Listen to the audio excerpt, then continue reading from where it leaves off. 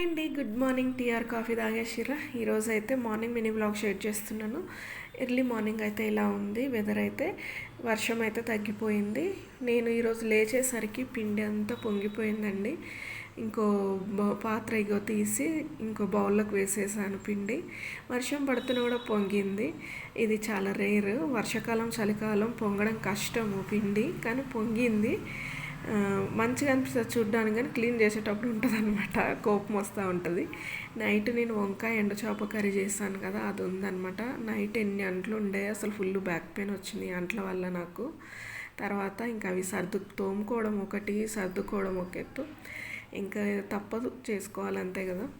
ఇక్కడైతే రైస్ పెట్టేసాను. Rice ready అయిపోయింది. టమాటో పల్లి పచ్చడి చేద్దామని దోశలోకి.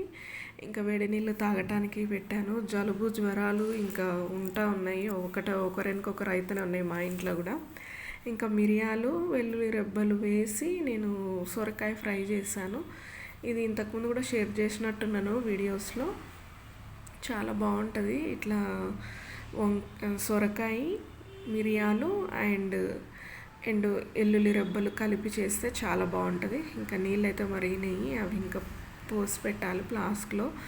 ఇంకా నేను కూడా వేడి నీళ్ళే తాగుతున్నాను. గొంతు అసలు సరిగ్గా పని చేయడం లేదు. కర్రీ అయితే రెడీ అయిపోయింది. ఇంతే అండి, కొంచెం ధనియా పొడి వేసుకుంటే సరిపోతుంది. దోశలు అయితే మంచిగా రావేమనుకున్నా, బాగానే వచ్చినాయి. పిండి వంగేదాన్ని బట్టి వచ్చేటట్టున్నాయి దోశలు. ఒక్కొక్కసారి ఫస్ట్ దోశ వచ్చి నీపోవడం అట్లా అవుతూ ఉంటాయి. ఈసారి అట్లా ఏం అవ్వలేదు. దోశలు కూడా మంచిగానే వచ్చినాయి. దోశలోకి ఆలూ కుర్మా లేదంటే పల్లీ చట్నీ లేదంటే టమాటా చట్నీ కంటే కూడా ఆలూ కుర్మా టమాటా చట్నీ నాకు చాలా బాగా నచ్చుతుంది.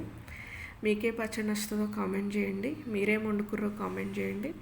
ఈరోజు మా ఇంట్లో అయితే బ్రేక్ఫాస్ట్ అండ్ లంచ్ మెనూ అయితే ఇది.